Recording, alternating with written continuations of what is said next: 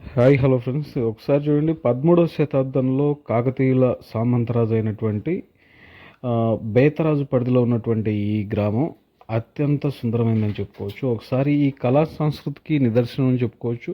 ప్రస్తుతం శ్రీశైలం వెనక జలాల్లో మునిగి పూడిక చేరి ఈ గుప్త నిధుల కోసం తవ్వకాలు ఏదైతే జరుపుతున్నారో వాటి వల్ల కూడా ఇట్లాంటి సాంస్కృతిక శిల్ప సంపద నశించిపోతుందని గ్రామస్తులు అయితే వాపోతున్నారు.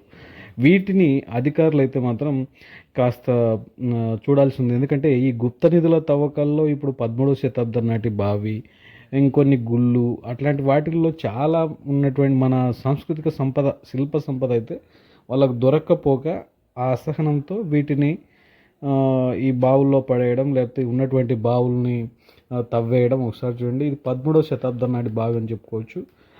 ఈ బావి అప్పటి కళా సంస్కృతికి నిదర్శనం చెప్పుకోవచ్చు. ఒకసారి వాళ్ళు చేసినటువంటి వాళ్ళ శిల్ప సంపద ఏదైతే ఉందో, శిల్ప సంపదను మనం ఒకసారి అధికారులు అయితే చాలా జాగ్రత్తగా గమనించి ఇట్లాంటి వాటిని రక్షించాలి. కాబట్టి ఆ ఊరి గ్రామస్తులు వాళ్ళు ఎంత చెప్పినప్పటికీ అధికారులు ఏదైనా వీటిలాంటి వాటికి కొంచెం రక్షణ ఏర్పాటు చేస్తే బాగుంటుంది. ఎందుకంటే ఒక్కసారి పోయిన సంపద మళ్ళీ తిరిగి రాదు. ఈ కాలంలో ఇలాంటి శిల్ప సంపదను మనం సంపాదించలేం. కాబట్టి ఉన్న వాటిని పోగొట్టుకోకుండా జాగ్రత్తగా చూసుకుంటారని కోరుకుంటున్నాం.